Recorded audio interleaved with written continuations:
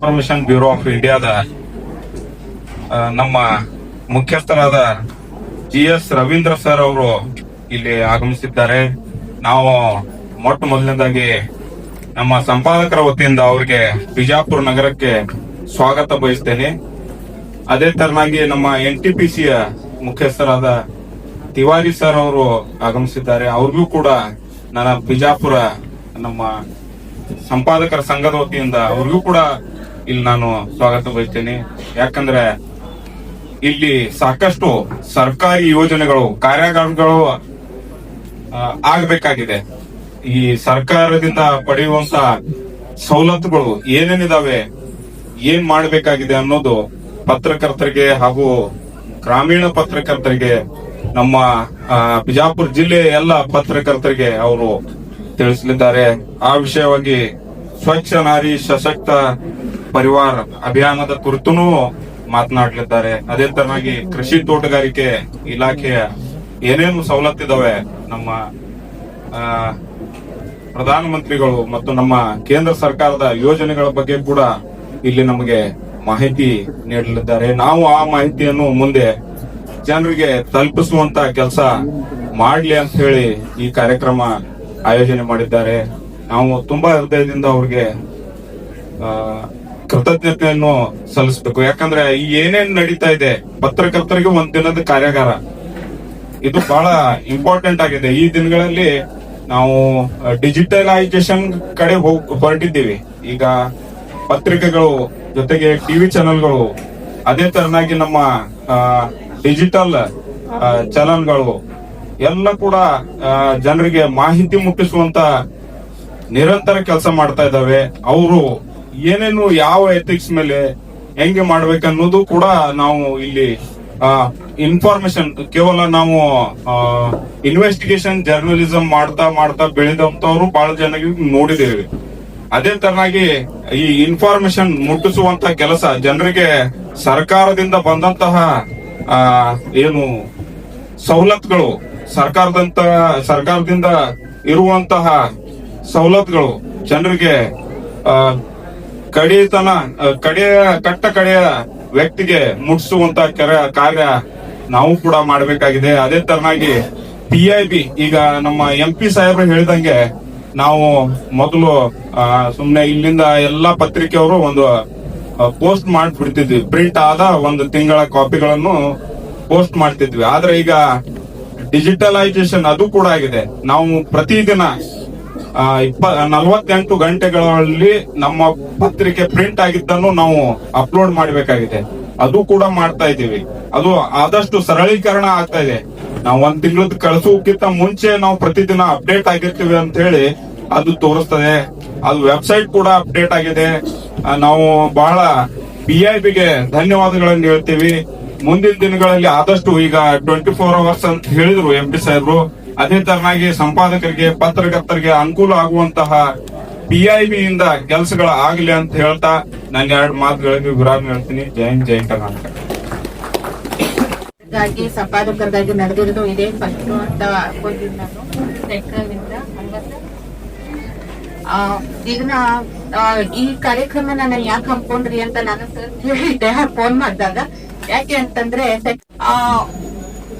ಏನು ಅಂತಂದ್ರೆ ಈಗ ಸ್ವಚ್ಛತಾ ಹಿ ಸೇವಾ, ಇದು ಈ ಒಂದು ಕಾರ್ಯಕ್ರಮದ ಬಗ್ಗೆ ಪ್ರತಿಯೊಬ್ಬರಿಗೂ ಸ್ವಚ್ಛತೆ ಬೇಕು. ಇದ್ರ ಬಗ್ಗೆ ಹೆಚ್ಚಿನ ಮಾಹಿತಿ ಸೆಂಟ್ರಲ್ ಇಂದ ಬರ್ತಾ ಇದೆ. ಅದು ಇದರಿಂದ ಏನೇನಿದೆ ಅನ್ನೋದು ಲಾಭಗಳನ್ನು ಎಲ್ಲ ಪತ್ರಿಕೆ ಮುಖಾಂತರ ಜನಸಾಮಾನ್ಯರಿಗೆ ತಿಳಿಸೋದು ಒಂದು ತುಂಬಾ ಒಳ್ಳೆಯ ಒಂದು ಕಾರ್ಯ ಆಗಿದೆ. ಹಾಗೆ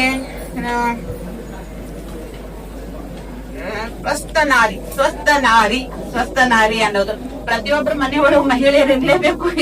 ಅವ್ರ ಇದ್ರೇನೆ ಮನೆ ಒಂದು ಚಂದ ಅಂದ ಎಲ್ಲಾನು.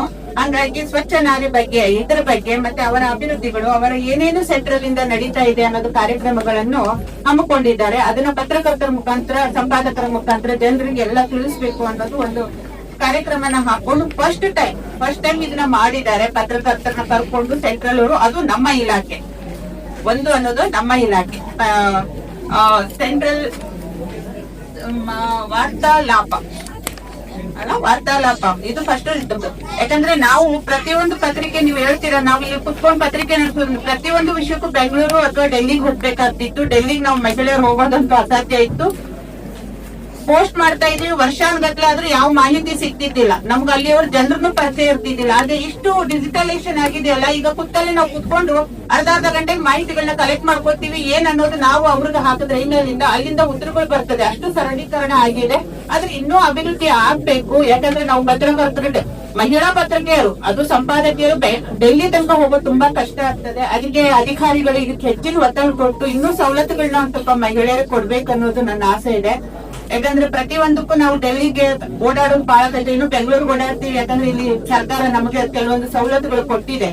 ಮಹಿಳೆಯರಿಗೆ ಸೇಫ್ಟಿ ಕೊಟ್ಟಿದೆ, ಇರೋಕ್ ವ್ಯವಸ್ಥೆ ಕೊಟ್ಟಿದೆ, ವಾಹನದಿದೆ ಅಂತ ಒಂದು ಕಾರ್ಯಕ್ರಮ ಡೆಲ್ಲಿಲೂ ನಮಗೂ ಒಂದ್ ಸ್ವಲ್ಪ ಈಸಿಯಾಗಿ ಆನ್ಲೈನ್ ಅಲ್ಲಿ ಇನ್ನೂ ಹೆಚ್ಚು ಆಗಂಗೆ ಅಧಿಕಾರಿಗಳು ಸಾಥ್ ಕೊಡ್ಬೇಕು ಅನ್ನೋದು ನಾನು ಕೇಳ್ಕೊತೀನಿ. ಆದ್ರೆ ಈ ಕಾರ್ಯಕ್ರಮ ಇಲ್ಲಿ ತುಂಬಾ ಸಂತೋಷ ಆಯ್ತು. ಇಲ್ಲೂ ನಮಗೆ ಅಧಿಕಾರಿಗಳನ್ನ ಹತ್ತಿರದಿಂದ ನೋಡಂಗಾಯ್ತು. ಅವರ ಅಭಿವೃದ್ಧಿ ಕೆಲಸಗಳ ಬಗ್ಗೆ ಗೊತ್ತಾಗ್ತದೆ. ಇದನ್ನ ಹೆಚ್ಚಿನ ಪ್ರಯೋಜನ ತಗೊಳ್ಳೋಣ ನಾವೆಲ್ಲ ಎಡಿಟರ್ಸ್ ಅವರು, ವರದಿಗಾರರು ಅಂತ ಹೇಳ್ಬಿಟ್ಟು ನಮ್ಮ ಈ ಕಾರ್ಯಕ್ರಮವನ್ನ ನೆರವೇರಿಸಲು ನಮಗೆ ಇಲ್ಲಿ ಆದೇಶ ನೀಡಿ, ನಿರ್ದೇಶನ ನೀಡಿ ಈ ಕಾರ್ಯಕ್ರಮವನ್ನ ಯಶಸ್ವಿಗೊಳಿಸಲು ಸಹಕರಿಸಿದಂತಹ ನಮ್ಮ ಇಲಾಖೆಯ ಹೆಚ್ಚುವರಿ ಮಹಾನಿರ್ದೇಶಕರಾದಂತಹ ಶ್ರೀ ಎಸ್.ಜಿ. ರವೀಂದ್ರ ಅವರಿಗೆ ಶ್ರೀಕಾಂತ್ ಅವರು ಒಂದು ಸ್ಮರಣಿಕೆಯನ್ನ ಕೊಡೋದ್ರ ಮೂಲಕ ಅವರಿಗೆ ವಂದನೆಗಳನ್ನ ಸಲ್ಲಿಸಬೇಕು ಅಂತ ತಿಳಿಸ್ಕೊತೀನಿ. ಹಾಗೆ ಈ ಕಾರ್ಯಕ್ರಮಕ್ಕೆ ಎಲ್ಲ ರೀತಿಯ ನೆರವು ಮತ್ತೆ ಸಪೋರ್ಟ್ ನೀಡಿದಂತಹ NTPCಯ ಪ್ರಧಾನ ವ್ಯವಸ್ಥಾಪಕರಾದಂತಹ ಸಂತೋಷ್ ತಿವಾರಿ ಅವ್ರಿಗೂ ಸಹ ಸುರೇಶ್ ಅವರು ಒಂದು ಸ್ಮರಣಿ ಕಾಣಿಕೆಯನ್ನ ನೀಡಬೇಕು ಅಂತ ವಿನಂತಿಸಿಕೊಳ್ತಿದ್ದೇನೆ. ಹಾಗೆ NTPCಯ ಮತ್ತೋರ್ವ ಅಧಿಕಾರಿಗಳಾದಂತಹ ಜೈದೀಪ್ ತುಷೀರ್ ಸಹ ನಮ್ಮೊಂದಿಗಿದ್ದಾರೆ. ಅವ್ರಿಗೂ ಸಹ ಕಾರ್ಯಕ್ರಮಕ್ಕೆ ಎಲ್ಲ ರೀತಿಯ ನೆರವು ನೀಡಿದಂತ ವಿನಂತಿಸ್ಕೊಳ್ತೇನೆ. ಹಾಗೇನೆ ಕರ್ನಾಟಕ ಕಾರ್ಯನಿರತ ಪತ್ರಕರ್ತರ ಧ್ವನಿ ಕೊಡ್ಬೇಕು ಅಂತ ವಿನಂತಿಸ್ಕೊಳ್ತಿದ್ದೇನೆ. ವಾರ್ತಾ ಮತ್ತು ಸಾರ್ವಜನಿಕ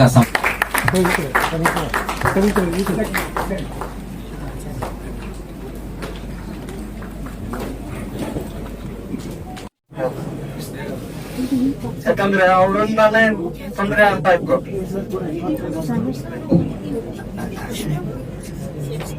ಸರ್, ಒಂದು ಪ್ರಶ್ನೆ ಪತ್ರಿಕೆಗಳಿಗೆ ಸಂಬಂಧಪಟ್ಟಂಗೆ ಈಗ ನ್ಯೂಸ್ ಪ್ರಿಂಟ್ ಇದೆ, ನ್ಯೂಸ್ ಪ್ರಿಂಟ್ ಅದಕ್ಕೆ ಕಳೆದ ಇದ್ರಲ್ಲಿ 5% ಇತ್ತು. ಈಗ ಅದನ್ನ ಹೆಚ್ಚು ಮಾಡಿದಾರ ಅಥವಾ ರಿಡ್ಯೂಸ್ ಮಾಡಿದಾರ? ಫ್ಯಾಕ್ಟ್ರಿದಿಂದ ನಮ್ಮ RNI ನಂಬರ್ ಇತ್ತಂದ್ರೆ ಮಾತ್ರ ಅದಕ್ಕೆ 5% ಇದೆ, ಇಲ್ಲ ಅಂದ್ರೆ 12% ಇತ್ತು. ಈಗ 18 ಮಾಡಿದಾರ ಅಂತ ಕೇಳ್ತಾ ಇದೀವಿ. ಹೆಚ್ಚಿಗೆ ಆಗಿದೆ ಅಥವಾ ಕಡಿಮೆ ಆಗಿದೆ, ಏನಾಗಿದೆ ಅದ್ರ ಬಗ್ಗೆ ಒಂದ್ ಸ್ವಲ್ಪ ತಿಳಿಸ್ಬೇಕು. ಅದೇ ಕಾರ್ಯುಲೇಟರ್ ಬಾಕ್ಸ್ ಪ್ಯಾಕಿಂಗ್ ಮೆಟೀರಿಯಲ್ ಮಾಡ್ತಾರೆ, ಅದು ಇದು ಎರಡಕ್ಕೂ ಒಂದೇ ಇಟ್ಟಿದ್ದಾನೆ ರೇಟು. ಸಿಗ್ತಲ್ಲ ಸಿಟ್ಟು ಮೇಲೆ ನೋಡಿ ಆಗ್ತದೆ. ಥ್ಯಾಂಕ್ ಯು ರೀ.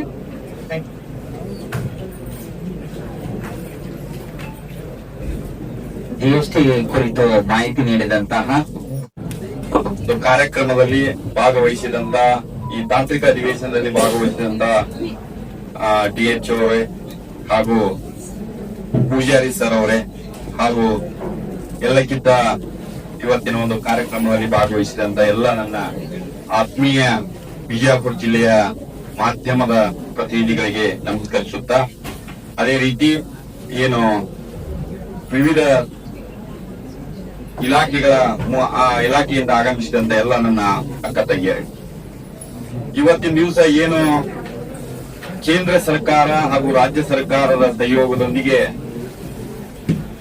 ಏನೆಲ್ಲ ಯೋಜನೆಗಳು, ಕೇಂದ್ರ ಪ್ರಸ್ತುತ ಯೋಜನೆಗಳು, ಕರ್ನಾಟಕ ರಾಜ್ಯದ ಸಹಯೋಗದೊಂದಿಗೆ ಏನೆಲ್ಲ ಕೃಷಿ ಇಲಾಖೆ ಮೂಲಕ ಅನುಷ್ಠಾನ ಮಾಡಲಾಗ್ತಾ ಇದೆ, ಆ ಯೋಜನೆಯ ಏನಾದರೂ ಕ್ರಮಗಳನ್ನ ತಗೊಳ್ತಾ ಇದ್ದಾರಾ?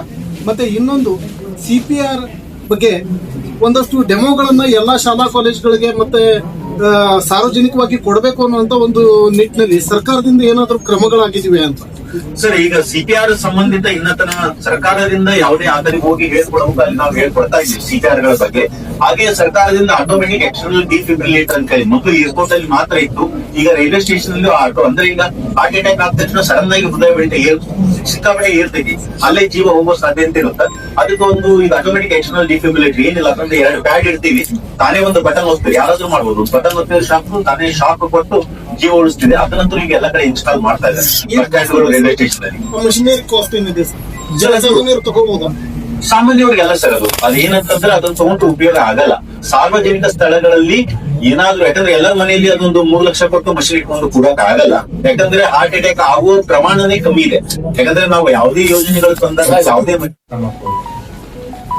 ಕಾನೂನು ಮತ್ತು ಮಾಧ್ಯಮ ಅಂತಂದಾಗ it's a very broad subject. ಕಾನೂನು ಮತ್ತೆ ಮಾಧ್ಯಮ ಅಂತ ಬಂದಾಗ ಮಾಧ್ಯಮದವರ ಕಾನೂನಿನಲ್ಲಿ ಅವ್ರದ್ದು ಎಕ್ಸಿಸ್ಟೆನ್ಸ್ ಏನು ಬರುತ್ತೆ, ಮಾಧ್ಯಮದ ವೃತ್ತಿಯಲ್ಲಿ ಇರುವಂತಹ ಇತಿಮಿತಿಗಳು ಏನು, ಮತ್ತೆ ಮಾಧ್ಯಮದವರಿಗೆ ತಾವು ಮಾಡುವಂತಹ ಪ್ರಸಾರ ಮಾಡುವಂತಹ ಬರವಣಿಗೆ ಆಗಿರ್ಬೋದು ಅಥವಾ ಡಿಜಿಟಲ್ ಚಿತ್ರಣ ಆಗಿರ್ಬೋದು, ಯಾವ್ದು ಗಮನದಲ್ಲಿ ಇರಬೇಕಾಗ್ತದೆ. ಮತ್ತೆ ಸಾಮಾಜಿಕ ಜವಾಬ್ದಾರಿಗಳು ಏನೇನಿದೆ, ಸೊ ಇವನ್ನೆಲ್ಲವನ್ನ ನಾವು ವಿಶ್ಲೇಷಣೆ ಮಾಡಬೇಕಾಗುತ್ತೆ. ಸೊ ಫಸ್ಟ್ ನಮ್ಮಲ್ಲಿ ಸಂವಿಧಾನದಲ್ಲಿ ಪತ್ರಿಕಾ ಸ್ವಾತಂತ್ರ್ಯ ಅಂತೇಳಿ ಎಲ್ಲಿ ಮೆನ್ಷನ್ ಮಾಡಿಲ್ಲ. ಆದರೆ ಪತ್ರಕರ್ತರಿಗೆ ಆರ್ಟಿಕಲ್ 19 clause 1 clause A ಏನಿದೆ, freedom of speech and expression, walk ಸ್ವಾತಂತ್ರ್ಯ ಮತ್ತು ಅಭಿವ್ಯಕ್ತಿ ಸ್ವಾತಂತ್ರ್ಯವನ್ನ ಕೊಟ್ಟಿದ್ದಾರೆ. ಆ ವಾಕ್ ಸ್ವಾತಂತ್ರ್ಯ ಮತ್ತು ಅಭಿವ್ಯಕ್ತಿ ಸ್ವಾತಂತ್ರ್ಯದ ಅಡಿಯಲ್ಲೇನೆ ಈ ಪತ್ರಿಕಾ ಸ್ವಾತಂತ್ರ್ಯ ಅಡಿಯಿದೆ. ಸೊ ನಿಮ್ದು ಫಂಡಮೆಂಟಲಿ ಎಕ್ಸಿಸ್ಟೆನ್ಸ್ ಎಷ್ಟಿದೆ ಅಂತಂದ್ರೆ article 19 clause 1 clause A walk ಸ್ವಾತಂತ್ರ್ಯ ಮತ್ತು ಅಭಿವ್ಯಕ್ತಿ ಸ್ವಾತಂತ್ರ್ಯದಲ್ಲಿದೆ. ಆದರೆ ಪ್ರಶ್ನೆ ಎಲ್ಲಿ ಬರುತ್ತೆ ಅಂತಂದ್ರೆ ಈ ವಾಕ್ ಸ್ವಾತಂತ್ರ್ಯ ಮತ್ತು ಅಭಿವ್ಯಕ್ತಿ ಸ್ವಾತಂತ್ರ್ಯ ಈ ಆಧುನಿಕ ಕಾಲದಲ್ಲಿ ಸಾಮಾಜಿಕ ಜಾಲತಾಣಗಳ ಅಶ್ರಯದಲ್ಲಿ ಯಾವ ರೀತಿ ಇದನ್ನ ಇಂಟರ್ಪ್ರೇಟ್ ಮಾಡಬೇಕಾಗುತ್ತೆ ಅಂತ. ಇತ್ತೀಚೆಗೆ ಬ್ಯಾಂಕ್ ನೀವು ಕನ್ನಡ ಪ್ರಭ ಯಾರಾದ್ರೂ ಓದಿದ್ರೆ ನಿಮಗೆ ಗೊತ್ತಾಗುತ್ತೆ. ಕರ್ನಾಟಕ ಹೈಕೋರ್ಟ್ ಜಸ್ಟಿಸ್ ನಾಗಪ್ರಸನ್ನ ಇತ್ತೀಚೆಗೆ ಕೇಂದ್ರ ಸರ್ಕಾರ ಸೋಷಿಯಲ್ ಮೀಡಿಯಾ ಇಂಟರ್ಮೀಡಿಯರೀಸ್ ಅಂತಂದ್ರೆ ಯಾರ್ಯಾರು ಫೇಸ್ಬುಕ್, ಟ್ವಿಟರ್ ಆಗಿರ್ಬೋದು, ಎಕ್ಸ್ ಆಗಿರ್ಬೋದು, ವಾಟ್ಸ್ಆಪ್ ಆಗಿರ್ಬೋದು, ಇದೆಲ್ಲ ಸೋಷಿಯಲ್ ಮೀಡಿಯಾ ಪ್ಲಾಟ್ಫಾರ್ಮ್ಸ್. ಅಲ್ಲಿ ಯಾರೇ ಏನೇ ಬಂದು ಮಾತಾಡಿದ್ರು ನಡೆಯುತ್ತೆ ಅನ್ನೋದು ಕಷ್ಟ. ಯಾಕಂತಂದ್ರೆ ಸೋಷಿಯಲ್ ಮೀಡಿಯಾದಲ್ಲಿ ಯಾರು ಏನು ಮಾತಾಡ್ಬೋದು ಅನ್ನೋದಕ್ಕೆ ಲಗಾಮು ಇಲ್ಲ ಅಂತಂದ್ರೆ ಸಮಸ್ಯೆ ಆಗುತ್ತೆ. ಅದಕ್ಕೆ ನಾವು ಕೂಡ ಪೊಲೀಸ್ ಇಲಾಖೆಯಲ್ಲಿ ಏನ್ ಮಾಡ್ತಾ ಇದೀವಿ, ಸೋಷಿಯಲ್ ಮೀಡಿಯಾ ವಾಚ್, ಪ್ರಚೋದನಕಾರಿ ಸುದ್ದಿ, ಹೇಟ್ ಸ್ಪೀಚ್ ಇವನ್ನೆಲ್ಲ ನಾವು ಕೂಡ ವಾಚ್ ಮಾಡ್ತಾ ಇರ್ತೀವಿ. ಹಾಗಾಗಿ ಸೋಷಿಯಲ್ ಮೀಡಿಯಾದಲ್ಲಿ ಏನಾಗುತ್ತೆ, ಕಂಟ್ರೋಲ್ ಆಗಿರ್ಬೋದು, ವಾಚ್ ಇಡೋದು ಕಷ್ಟ ಆಗುತ್ತೆ. ಹಾಗಾಗಿ ಸಾಮಾಜಿಕ ಜಾಲತಾಣಗಳಲ್ಲಿ ಬರುವಂತಹ ಬರವಣಿಗೆಗಳಾಗಿರ್ಬೋದು, ಅಭಿಪ್ರಾಯಗಳಾಗಿರ್ಬೋದು ಅಥವಾ ಕಂಟೆಂಟ್ ಆಗಿರ್ಬೋದು, ಅದನ್ನ ಯಾರು ಕೊಡ್ಬೇಕಾಗುತ್ತೆ, ಈಗ ಸಾಮಾಜಿಕ ಜಾಲತಾಣಗಳೇ ಆ ಇಂಟರ್ಮೀಡಿಯರೀಸ್ ಕೊಡ್ಬೇಕು ಅಂತ ಹೇಳಿ ಸೆಂಟ್ರಲ್ ಗವರ್ಮೆಂಟ್ ಕೂಡ IT Act 2021 ರೂಲ್ಸ್ ಗಳಲ್ಲಿ ತಗೊಂಡ್ಬರುತ್ತೆ. ನಾನು ರೂಲ್ಸ್ ಗಳ ಬಗ್ಗೆ ನಾನು ಹೋಗಲ್ಲ, ಬರೀ ಕನ್ಸೆಪ್ಟ್ಸ್ ಗಳಿಗೆ ಮಾತ್ರ ನಾನು ಸೀಮಿತನಾಗಿರ್ತೇನೆ. ಸೊ ತಂದಾಗ ಏನಾಗುತ್ತೆ, ಈಗ ಎಕ್ಸ್ ಟ್ವಿಟರ್ ಏನಿದೆ ಅದನ್ನ ಚಾಲೆಂಜ್ ಮಾಡುತ್ತೆ ಕರ್ನಾಟಕ ಹೈಕೋರ್ಟ್ದಲ್ಲಿ. ಸೊ ಹೈಕೋರ್ಟ್ ಕೂಡ ಅಭಿಪ್ರಾಯ ವ್ಯಕ್ತಪಡಿಸುತ್ತೆ ಏನು ಅಂತಂದ್ರೆ, ಯಾವುದೇ ನಮ್ಮ ಫಂಡಮೆಂಟಲ್ ರೈಟ್ಸ್ ನೋಡಿ ಯಾವ್ದು ಅಬ್ಸಲ್ಯೂಟ್ ಇಲ್ಲ, ಅಂದ್ರೆ ಇದು 100% ಹೀಗೆ ಅಂತ ಹೇಳಿ 100% ಅದ್ರ ಜೊತೆಗೆ ಇಫ್ಸ್ ಅಂಡ್ ಬಟ್ಸ್ ಇವೆ, ಕಂಡೀಷನ್ಸ್ ಇವೆ. ಸೊ ಹಾಗಾಗಿ ಏನು ಹೈಕೋರ್ಟ್ ಏನ್ ಎಕ್ಸ್ಪ್ರೆಸ್ ಮಾಡುತ್ತೆ ಅಂತಂದ್ರೆ, there needs to be some mechanism to regulate social media ಅಂತ ಹೇಳಿದೆ. So I will go through it. So ಅದೇ ರೀತಿ ಕೂಡ ನಿಮಗೇನು ಆರ್ಟಿಕಲ್ 19 clause 1 A ದಲ್ಲಿ ತಾವೇನು ಪತ್ರಿಕಾ ಸ್ವಾತಂತ್ರ್ಯವನ್ನ ಪಡೆದಿದ್ದೀರಾ ಅದು ಅಬ್ಸಲ್ಯೂಟ್ ಇಲ್ಲ. ಅದಕ್ಕೂ ಕೂಡ ಕೆಲವೊಂದಿಷ್ಟು ನಿರ್ಬಂಧಗಳು ಇದಾವೆ. ಅಂತ ವಿಚಾರಗಳಲ್ಲಿ ಪತ್ರಿಕಾ ಸ್ವಾತಂತ್ರ್ಯದ ಮೇಲೆ ನಿರ್ಬಂಧಗಳನ್ನ ಹೇಳಲಿಕ್ಕೆ ಅವಕಾಶಗಳಿದೆ. ಸಾರ್ವಭೌಮತ್ವ ಮತ್ತು ಅಖಂಡತೆಯ ವಿಚಾರಗಳು ಗೊತ್ತಾಗ ಈಗ ಇತ್ತೀಚೆಗೆ ಇಂಡಿಯಾ ಪಾಕಿಸ್ತಾನ ವಾರ್ ಆಯ್ತು. ಸೊ ಭಾರತದ ಅಗೇನೆಸ್ಟ್ ಏನೇ ಕೂಡ ಯಾರೇ ಕೂಡ ಏನೇ ಹಾಕಿದ್ರು ಕೂಡ so the government can take action on it. So ಅಂತ ಭಾರತದ ಅಖಂಡತೆ ಮತ್ತು ಸಾರ್ವಭೌಮತೆಗೆ ಸಂಬಂಧಪಟ್ಟಂತ ವಿಚಾರಗಳು, ರಾಜ್ಯದ ಭದ್ರತೆಗೆ ಸಂಬಂಧಪಟ್ಟಂತ ವಿಚಾರಗಳು, ಉದಾಹರಣೆಗೆ 26/11 ಟೆರರ್ ಅಟ್ಯಾಕ್ ಏನಾಯ್ತು, ಎಲ್ಲಾ ಮಾಧ್ಯಮಗಳು ಏನ್ ಮಾಡ್ತಾ ಇದ್ರು, ನೇರವಾದಂತ ಪ್ರಸಾರವನ್ನ, ಲೈವ್ ಪ್ರಸಾರವನ್ನ ಕೊಡ್ತಾ ಇದ್ರು. ಅದು ಏನಾಯ್ತು, ಏನು ವೈರಿಗಳಿಗೆ ಅದು ಅನುಕೂಲ ಆಯ್ತು. ಎಲ್ಲಿದ್ದಾರೆ ನಮ್ಮವ್ರು, ಏನ್ ನಡೀತಾ ಇದೆ, ಯಾವ ಲೊಕೇಶನ್ ನಲ್ಲಿ ಇದ್ದಾರೆ, ಇನ್ನು ಏನು ಗನ್ ಫೈಟ್ ನಡೀತಾ ಇದೆಯಾ ಅಥವಾ ಏನಾದ್ರು ಬಾಂಬ್ ಬ್ಲಾಸ್ಟ್ ಆಗ್ತಾ ಇದಾವ, ಲೈವ್ ಅಪ್ಡೇಟ್ ಅವ್ರಿಗೂ ಕೂಡ ಸಿಗ್ತಾ ಇದೆ. ಇಂಥ ವಿಚಾರಗಳಲ್ಲಿ ಕೂಡ ನಿರ್ಬಂಧಗಳನ್ನ ಹಾಕ್ಬಹುದು. ಭಾರತ ಯಾವ ದೇಶಗಳ ಜೊತೆಗೆ ತನ್ನ ಸ್ನೇಹ ಸಂಬಂಧವನ್ನು ಇಟ್ಕೊಂಡಿದೆ ಆ ದೇಶಗಳ ಬಗ್ಗೆ ನೆಗೆಟಿವ್ ನೆರೇಷನ್ ಮಾಡೋದಕ್ಕೆ ಅದಕ್ಕೂ ಕೂಡ ನಿರ್ಬಂಧಗಳನ್ನ ಹಾಕಬಹುದು. ಅದೇ ರೀತಿ ಪಬ್ಲಿಕ್ ಆರ್ಡರ್ ಅಂತಂದ್ರೆ ಕಾನೂನು ಸುವ್ಯವಸ್ಥೆ. ಈಗ ಜಮ್ಮು ಕಾಶ್ಮೀರದಲ್ಲಿ ಕಲ್ಲು ತೂರಾಟ ಆಗ್ತಾ ಇರ್ತವೆ ಅಥವಾ ಕಮ್ಯುನಲ್ ಕ್ಲಾಶಸ್ ಆಗ್ತಾ ಇರ್ಬೇಕಾದ್ರೆ ಇಂಟರ್ನೆಟ್ ಸ್ಥಗಿತ ಮಾಡುವುದನ್ನ ತಾವು ಕೇಳಿರ್ಬೋದು. ಸೊ ಅದು ಇಂಟರ್ನೆಟ್ ಸ್ಥಗಿತ ಅಂದ್ರೆ ನಿಮ್ಮ freedom of speech and expression ಗೆ ನಿರ್ಬಂಧ ಹಾಗೆ. ಅದೇ ರೀತಿ ಪರೀಕ್ಷೆಗಳ ಸಂದರ್ಭಗಳಲ್ಲಿ ಮಾಡ್ತಾರೆ. ಅದೇ ರೀತಿ ಈ ನಾನ್ ಟೆಸ್ಟ್ಗಳಲ್ಲಿ ಕೆಲವೊಮ್ಮೆ ಗಲಾಟೆಗಳಾದಾಗ ಇಂಟರ್ನೆಟ್ ಅನ್ನು ಸ್ಟಾಪ್ ಮಾಡೋದಕ್ಕೆ ಸಾಕಷ್ಟು ಉದಾಹರಣೆಗಳನ್ನ ನೋಡ್ತೀರಾ. ಸೊ ಅದು freedom of speech and expression ಗೆ ನಿರ್ಬಂಧ, ಬಟ್ ಕಾನೂನಿನಲ್ಲಿ ಅದಕ್ಕೆ ಅವಕಾಶ ಇದೆ. ಅದೇ ರೀತಿ ಸಭ್ಯತೆ ಮತ್ತು ನೈತಿಕತೆ ಬಗ್ಗೆನೂ ಹೇಳ್ತಾರೆ. ಮಹಿಳೆ ಮತ್ತು ಮಕ್ಕಳಿಗೆ ಸಂಬಂಧಪಟ್ಟಂತ ವಿಚಾರಗಳನ್ನ ನೀವು ಪ್ರಚಾರ ಮಾಡಬೇಕಾದಾಗ ಅದಕ್ಕೂ ಕೂಡ ನಿರ್ಬಂಧ ಹೇಳೋದಕ್ಕೆ ಅವಕಾಶ ಇದೆ. ಕಂಟೆಂಪ್ಟ್ ಆಫ್ ಕೋರ್ಟ್, ನ್ಯಾಯಾಲಯದ ನಿಂದನೆ ವಿಚಾರಗಳಾಗಿರ್ಬೋದು, ಮಾನನಷ್ಟ, ಎರಡು ಕ್ರಿಮಿನಲ್ ಅಂಡ್ ಸಿವಿಲ್, ಮತ್ತೆ ಅಪರಾಧಕ್ಕೆ ಪ್ರಚೋದನೆಯನ್ನ ಕೊಡುವಂತಹ ಹೇಟ್ ಸ್ಪೀಚಸ್ ಆಗಿರ್ಬೋದು ಅಥವಾ ಕಮ್ಯುನಲ್ ಕ್ಲಾಶಸ್ ಗಳಾಗಿರ್ಬೋದು ಅಥವಾ ಜಾತಿಗಳ ಮತ್ತೆ ಕ್ಲಾಶಸ್ ಗಳಾಗಿರ್ಬೋದು, ಇಂಥ ವಿಚಾರಗಳಿಗೂ ಕೂಡ ನಿಮ್ಮ freedom of speech and expression ಏನಾಗುತ್ತೆ, ನಿರ್ಬಂಧನೆಗಳಿಗೆ ಒಳಗಾಗುತ್ತೆ. This is the foundation. ನಿಮ್ಗೆ ಎಲ್ಲಿದೆ ಅಂತಂದ್ರೆ ನಿಮ್ದು entire roots belongs to the constitution, ಸಂವಿಧಾನ. ಆದ್ರೆ ಅದನ್ನ ಹೇಳ್ತಾ ಇದ್ದೆ, ಇನ್ಫಾರ್ಮೇಶನ್ ಟೆಕ್ನಾಲಜಿ ಆಕ್ಟ್ ಒಂದಿದೆ ನಿಮಗೆ. ಇನ್ಫಾರ್ಮೇಶನ್ ಟೆಕ್ನಾಲಜಿ ಆಕ್ಟ್ ಬಗ್ಗೆ ನಿಮಗೆ ಅರಿವು ಇರೋದು ಬಹಳ ಇಂಪಾರ್ಟೆಂಟ್ ಇದೆ. ಒಂದು ಸಂವಿಧಾನದಲ್ಲಿ ನಿಮ್ದು ಹಕ್ಕುಗಳು ಏನಿದೆ ಮತ್ತೆ ನಿಮ್ಗೆ ನಿರ್ಬಂಧಗಳು ಏನಿದೆ ಅಂತ ಗೊತ್ತಾಯ್ತು. ಇನ್ನು IT act, information technology act 2000 ನಲ್ಲಿ ಜಾರಿ ಬರುತ್ತೆ. ಇನ್ಫಾರ್ಮೇಶನ್ ಟೆಕ್ನಾಲಜಿ ಆಕ್ಟ್ ಅಲ್ಲಿ ಸ್ಟಾರ್ಟಿಂಗ್ ಅದು ಎಲ್ಲಿ ಸ್ಟಾರ್ಟ್ ಮಾಡಿದ್ರು ಅಂದ್ರೆ ಕಾಮರ್ಸ್ ಮತ್ತೆ ಆಡಳಿತ ಅಂತೇಳಿ ಪ್ರಾರಂಭ ಮಾಡಿದ್ರು. ಬಟ್ ಕಾಮರ್ಸ್ ಮತ್ತೆ ಆಡಳಿತ ಈಗ ಮತ್ತೆ ಹಲವಾರು ಚಾಲೆಂಜಸ್ ಗಳನ್ನ ಕೊಟ್ಟಿದೆ. ಸಾಮಾಜಿಕ ಜಾಲತಾಣಗಳು ಬಂದವು. ಸಾಮಾಜಿಕ ಜಾಲತಾಣಗಳಲ್ಲಿ ಯಾರು ಹೇಗ್ ಬೇಕು ತಮ್ಮ ಅಭಿಪ್ರಾಯಗಳನ್ನ ವ್ಯಕ್ತಪಡಿಸೋದಕ್ಕೆ ಸ್ಟಾರ್ಟ್ ಮಾಡಿದ್ರು. ಉದಾಹರಣೆಗೆ ಬಾಲ್ ಠಾಕ್ರೆ ಅವರು ನಿಧನ ಹೊಂದಿದಾಗ ಮಹಾರಾಷ್ಟ್ರದಲ್ಲಿ ಬಾಂಬೆದಲ್ಲಿ ಏನಾಯ್ತು, ಸೆಕ್ಷನ್ 66A ಅಡಿಯಲ್ಲಿ ಪ್ರಕರಣ ದಾಖಲಾಗಿ ಒಬ್ರು ಲೇಡಿನ ಅರೆಸ್ಟ್ ಮಾಡ್ತಾರೆ. ಸೊ ಅದು ಅಪ್ ಸುಪ್ರೀಂ ಕೋರ್ಟ್ ವರ್ಗೂ ಹೋಗ್ಬಿಟ್ಟು ಏನು ಅದು ಜಜ್ಮೆಂಟ್ ಬರುತ್ತೆ. ಸೆಕ್ಷನ್ 66A ಏನ್ ಹೇಳುತ್ತೆ ಅಂತಂದ್ರೆ, ಆನ್ಲೈನ್ ನಲ್ಲಿ ಯಾರೇ ಅಭಿಪ್ರಾಯ ವ್ಯಕ್ತಪಡಿಸಿದ್ರು ಕೂಡ ಆ ಅಭಿಪ್ರಾಯ ನಿಮ್ಗೆ ಇಷ್ಟ ಇಲ್ಲ ಅಂತ ಹೇಳ್ಬಿಟ್ಟು ಕೇಸ್ ಮಾಡಿ ಅವ್ರನ್ನ ಒಳಗಾಕಕ್ಕಾಗಲ್ಲ. ಸೊ ಅದೊಂದು ಪ್ರೊವಿಷನ್ ಇತ್ತು. ಏನು ಅಂತಂದ್ರೆ ಆ ವ್ಯಕ್ತಪಡಿಸಿದಂತ ಅಭಿಪ್ರಾಯ ಯಾರೋ ಒಬ್ರಿಗೆ ಇಷ್ಟ ಆಗ್ಲಿಲ್ಲ, ಮಾಡ್ಲಿಲ್ಲ ಅಂತ ತಂದಾಗ ಸೊ ಅದ್ರ ಮೇಲೆ ಕೇಸ್ಗಳನ್ನ ಹಾಕಿ ಅವಾಗ ಅರೆಸ್ಟ್ ಮಾಡುವಂತದ್ದು ಒಂದ್ ಸ್ವಲ್ಪ ಇತ್ತು. ಇದು freedom of speech and expression ಗೆ ಅಡ್ಡಿ ಬರುತ್ತೆ ಅಂತೇಳಿ ಸೆಕ್ಷನ್ 66A ಅನ್ನ ತೆಗೆದು ಹಾಕಿದೆ.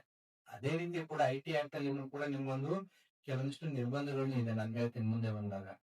ಅದು ಏನಾಯ್ತು, ಕಾಮರ್ಸ್ ಆಡಳಿತ ಆಯ್ತು, ನಿಮಗೆ ಸಾಮಾಜಿಕ ಜಾಲತಾಣಗಳದ್ದು ಚಾಲೆಂಜ್ ಬಂತು. ಈಗ ಸೈಬರ್ ಫ್ರಾಡ್ಸ್ ಗಳದ್ದು ಕೂಡ ಚಾಲೆಂಜಸ್ ಬಂದಿದೆ. ಹಾಗಾಗಿ IT ಆಕ್ಟ್ ಏನಾಗ್ತಾ ಇದೆ, ಬದಲಾವಣೆ ಆಗ್ತಾ ಇದೆ. IT ಆಕ್ಟ್ ಗೆ ಈ 66 ಯಾವುದು ಸೆಕ್ಷನ್ 66A ನಿಮಗೆ ಸಾಕಷ್ಟು ಮಾಧ್ಯಮಗಳಿಗೆ ತೊಂದರೆ ಕೊಡುವಂತ ಸಾಧ್ಯತೆಗಳಿತ್ತು. ಅದನ್ನ ಸುಪ್ರೀಂ ಕೋರ್ಟ್ ತೆಗೆದು ಹಾಕಿದ ಮೇಲೆ ಬಟ್ ಇದನ್ನ ಹಾಗೇನು ಬಿಡಕ್ಕಾಗಲ್ಲ. ಸಾಮಾಜಿಕ ಜಾಲತಾಣದಲ್ಲಿ ಯಾರು ಏನ್ ಬೇಕು ಹಾಕಕ್ಕೂ ಆಗಲ್ಲ.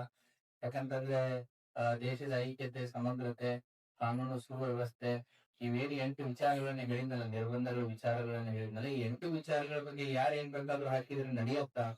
ಇಲ್ಲ, ನಡೆಯಲ್ಲ. ಅದಕ್ಕೆ ಏನ್ ಮಾಡ್ತು ಅಂತಂದ್ರೆ central government IT rules 2021 amendment ಮಾಡುತ್ತೆ. ಈಗೇನ್ ನಿಮಗೆ ಸಾಮಾಜಿಕ ಜಾಲತಾಣಗಳಿದಾವೆ ಅವರಿಗೆ ಆದಂತ ಸಾಮಾಜಿಕ ಜವಾಬ್ದಾರಿಗಳನ್ನ ಕೊಟ್ಟಿದ್ದಾರೆ. ಫೇಸ್ಬುಕ್ ಆಗಿರ್ಬೋದು, ಟ್ವಿಟರ್ ಆಗಿರ್ಬೋದು, ವಾಟ್ಸ್ಆಪ್ ಆಗಿರ್ಬೋದು, ಯಾರು ಏನೇ ಕಂಟೆಂಟ್ ಕ್ರಿಯೇಟ್ ಮಾಡಿದ್ರು ಕೂಡ, ಕಂಟೆಂಟ್ ಹಾಕಿದ್ರು ಕೂಡ ತನಿಖಾ ಸಂಸ್ಥೆಗಳಿಗೆ ಹಾಕದವರದು ಟ್ರೇಸಬಿಲಿಟಿ, ಹಾಕದವರ ಮೂಲ ಏನು ಅನ್ನೋದು ಪತ್ತೆ ಮಾಡಬೇಕಾಗಿರೋದು ಆ ಸೋಷಿಯಲ್ ಇಂಟರ್ಮೀಡಿಯರಿ, ಸಾಮಾಜಿಕ ಜಾಲತಾಣದ ಮಧ್ಯವರ್ತಿಗಳು ಅಂತ ಇರ್ತಾರೆ. ಅದರಲ್ಲಿನೂ ಕೂಡ ಅವರದು ಏನು ಕ್ರಿಮಿನಲ್ ಆಫೀಸರ್ ಅಂತ ಇರ್ತಾರೆ, ಆಮೇಲೆ ಚೀಫ್ ಇನ್ಫಾರ್ಮೇಶನ್ ಆಫೀಸರ್ ಅಂತ ಇರ್ತಾರೆ. ಸೊ ಒಂದೊಂದು ಹೆರಾಕಿ ಮಾಡಿದ್ದಾರೆ ಇವಾಗ. ಸೊ ಅವರು ಅದಕ್ಕೆ ರೆಸ್ಪಾನ್ಸ್ ಕೊಡ್ಬೇಕಾಗುತ್ತೆ ತನಿಖಾ ಸಂಸ್ಥೆಗಳಿಗೆ, ನಮಗ್ ಗೊತ್ತಿಲ್ಲ ಅನ್ನಕ್ಕಾಗಲ್ಲ.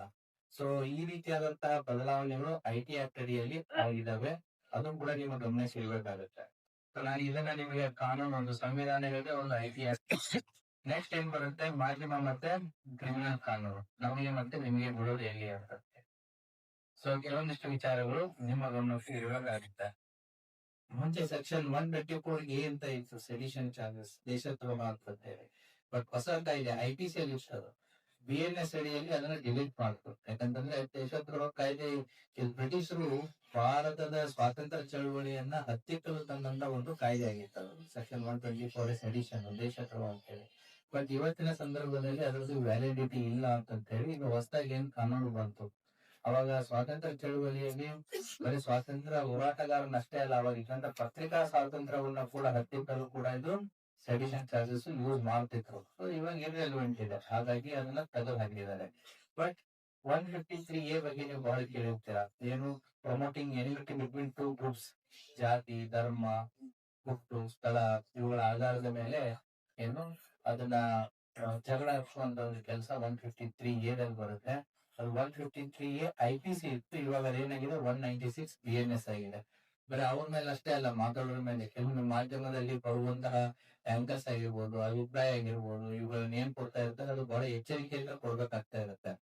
ಅದೇ ರೀತಿ ಧಾರ್ಮಿಕ ಭಾವನೆಗಳಿಗೆ ಧಕ್ಕೆ ತರುವಂತದ್ದು, ಧಾರ್ಮಿಕ ಭಾವನೆಗಳಿಗೆ ಧಕ್ಕೆ ತರುವಂತದ್ದು 295A IPC ಇತ್ತು, ಇವಾಗ ಅದು 299 BNS ಅಂತ ಆಗಿದೆ. ಅವೇನ್ ಸೆಕ್ಷನ್ಸ್ ಎಲ್ಲ ನಿಮಗೆ ನೆನ್ಪಿಡ್ಬೇಕಂತಿಲ್ಲ, ಬಟ್ ನಾನು ಹೇಳ್ತಾ ಇರೋದು ರಿಲಿಜಿಯಸ್ ಭಾವನೆಗಳಿಗೆ ಧಕ್ಕೆ ತರುವಂತ ವಿಚಾರಗಳಲ್ಲಿ ಆಗಿರ್ಬೋದು. ಸೊ ಅದೇ ರೀತಿ ಕೂಡ ಮ್ಯಾಕ್ಸಿಮಮ್ ಪತ್ರಕರ್ತರು ಮಿಸ್ಟೇಕ್ ಎಲ್ಲಿ ಆಗುತ್ತೆ ಅಂತಂದ್ರೆ ನಿಮ್ಮ ಪತ್ರಿಕೋದ್ಯಮದಲ್ಲಿ ಆಗೋದು ಡಿಫಾಮೇಶನ್ಸ್. ಈ ಡಿಫಾಮೇಶನ್ ಅನ್ನ ಸರಿಯಾಗಿ ಅರ್ಥ ಮಾಡ್ಕೋಬೇಕಾಗುತ್ತೆ.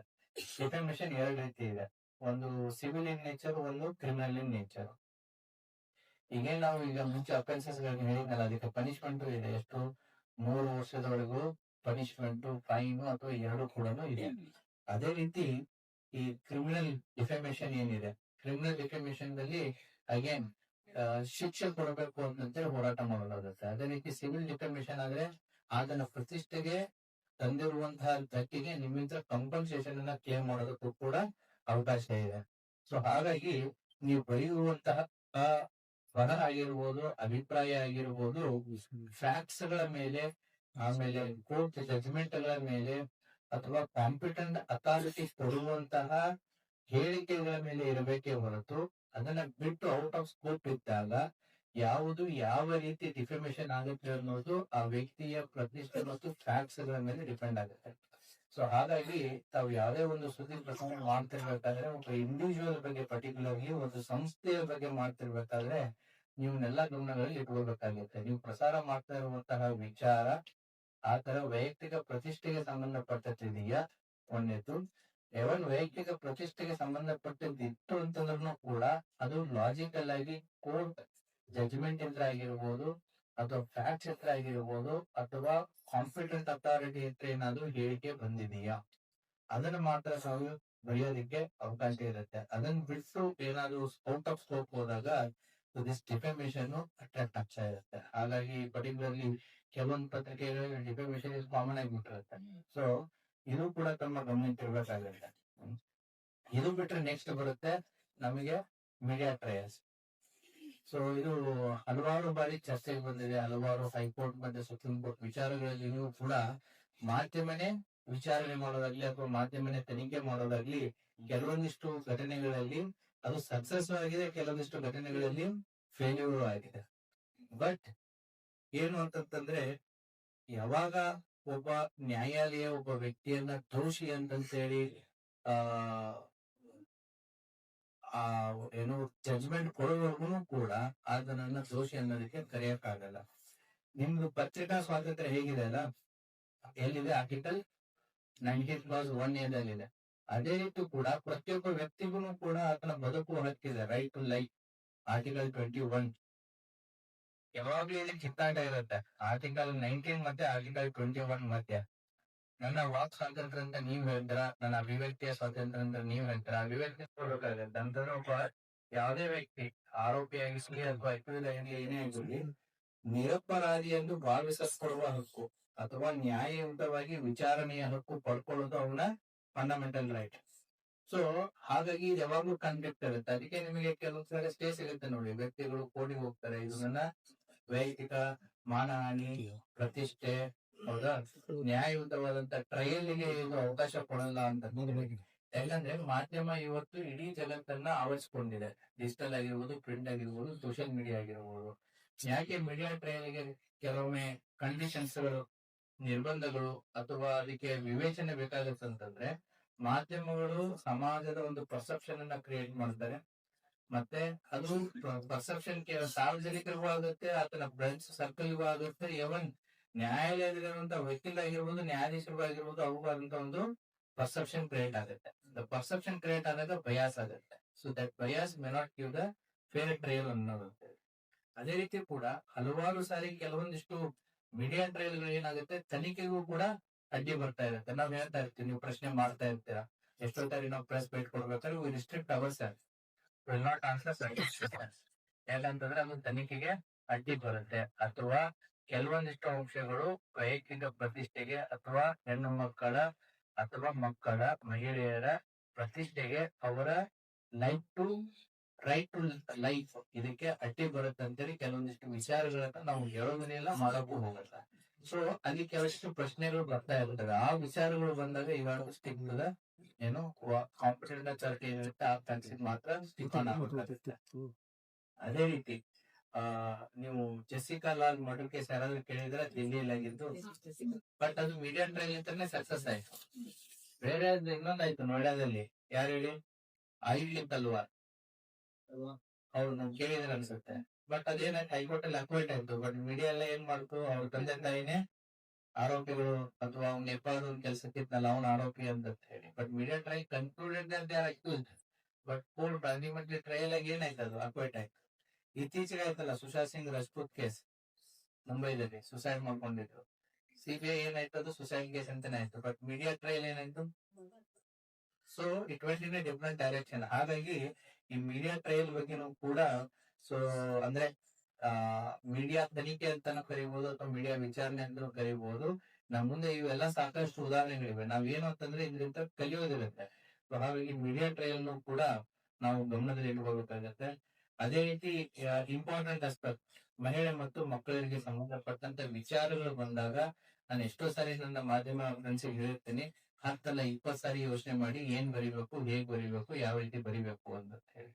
ಬಿಕಾಸ್ ಮಹಿಳೆ ಮತ್ತು ಮಕ್ಕಳ ಘನತೆ ಗೌರವಕ್ಕೆ ನೇರವಾಗಿ ಆಗಲಿ ಅಥವಾ ಪರೋಕ್ಷವಾಗಿ ಆಗಲಿ ಯಾವುದೇ ರೀತಿಯಾದಂತಹ ಕುತ್ತು ತರುವಂತದ್ದಿತ್ತು ಅಂತಂದ್ರೆ 228A IPC, ಹೌದಾ, disclosure of identity of victim of certain offences ಅಂತ ಬರುತ್ತೆ. ರೇಪ್ ಆಗಿರ್ಬೋದು, ಪೋಕ್ಸೋ ಆಗಿರ್ಬೋದು, ಮಹಿಳೆಯರ ಮೇಲೆ ಆಗುವಂತ ದೌರ್ಜನ್ಯ, ಮಕ್ಕಳ ಮೇಲೆ ಆಗಿರುವಂತಹ ದೌರ್ಜನ್ಯ, ಅವರ ನೇರವಾದಂತ ಫೋಟೋಗಳಾಗಿರ್ಬೋದು, ಅವರ ವಿಳಾಸ, ಊರು, ನೀವೇನ್ ಮಾಡ್ತೀರಾ, ಕಥೆನ ಅವ್ರದ್ದು ಕ್ಯಾರೆಕ್ಟರ್ ಚೇಂಜ್ ಮಾಡಿರ್ತಾರೆ, ಹೆಸರು ಚೇಂಜ್ ಮಾಡಿರ್ತಾರೆ, ಎಲ್ಲ ಚೇಂಜ್ ಮಾಡಿರ್ತಾರೆ. ಬಟ್ ನಿಮ್ಗೆ ಗೊತ್ತಿಲ್ಲದೇನೆ ಇಂಡೈರೆಕ್ಟ್ ಮತ್ತೆ ಎಷ್ಟೋ ವಿಚಾರಗಳನ್ನ ವ್ಯಕ್ತಪಡಿಸಿರ್ತೀರಿ. ಏನಂತ, ಆ ಸ್ಕೂಲು, ಆ ಊರು, ಹೌದಾ, ಅವ್ರ ಮನೆ ತೋರ್ಸಿರ್ತೀರಾ ಅಥವಾ ತಾನೇ ತೋರ್ಸಿರ್ತೀರಾ, ಅವ್ರು ಇರುವಂತ ಪ್ರದೇಶ ತೋರ್ಸಿರ್ತೀರಾ. So directly or indirectly which indicates ನೀವು ಕೊಡುವಂತಹ ಮಾಹಿತಿ ಅದು ಒಂದ್ ರೀತಿ ಬೇರೆಯವರಿಗೆ ತಿಳಿಯಾಗಿರ್ಬಾರ್ದು, ಅದು ಐಡೆಂಟಿಟಿ ಆಗೋದಕ್ಕೆ. ಸೊ ಹಾಗಾಗಿ ಮಹಿಳೆ ಮತ್ತು ಮಕ್ಕಳ ವಿಚಾರಕ್ಕೆ ಬಂದಾಗ ನೀವು ಬಹಳ ಗಮನವಿಟ್ಟು ಪ್ರಸಾರ ಮಾಡಬೇಕಾಗುತ್ತೆ. ಅದೇ ರೀತಿ ಕೂಡ ಪೋಕ್ಸೋ ಕಾಯ್ದೆಯಲ್ಲಿ ಸೆಕ್ಷನ್ 23 ತಾವು ಓದಿದ್ರಿ ಅಂತಂದ್ರೆ, ಇವುಗಳನ್ನ ಯಾರಾದ್ರೂ ಉಲ್ಲಂಘನೆ ಮಾಡಿದ್ರೆ ಆ ಪ್ರಸಾರಕ ಯಾರು ಇರ್ತಾರೆ, ಈ becomes the accused in section 23 of POCSO act. ಹಾಗಾಗಿ ಅದಕ್ಕೆ 6 months fine, 1 year 6 months fine ಇದೆ, ಕೋರ್ಟ್ ಆಗ್ಬೋದು. ಅದೇ ರೀತಿ ಸೆಕ್ಷನ್ 72 BNS ಅಡಿಯಲ್ಲಿನೂ ಕೂಡ ಪ್ರಕರಣವನ್ನ ದಾಖಲಿಸೋದಕ್ಕೆ ಅವಕಾಶ ಇದೆ. ಸೋಮೋಟನೆ ಮಾಡಬಹುದು ಪೊಲೀಸರು ಇದರಲ್ಲಿ, ಅಥವಾ ಬೇರೆ ಥರ್ಡ್ ಪಾರ್ಟಿ ಕೂಡ ಬಂದು ಮಾಡಬಹುದು, ಅಥವಾ ವಿಕ್ಟಿಮ್ ಕಡೆಯವರು ಬಂದು ಕೂಡ ಮಾಡಬಹುದು. ಆದ್ದರಿಂದ ಮಹಿಳೆ ಮತ್ತು ಮಕ್ಕಳ ವಿಚಾರಗಳು ಬಂದಾಗ ತಾವು ಪತ್ರಕರ್ತರು, ಮಾಧ್ಯಮದವರು ಅದರ ಬಗ್ಗೆ ಬಹಳಷ್ಟು ಎಚ್ಚರಿಕೆಯನ್ನ ಇಟ್ಟು ಏನೋ ನೀವು ಮಾಹಿತಿ ಕೊಡಬೇಕಾಗುತ್ತೆ.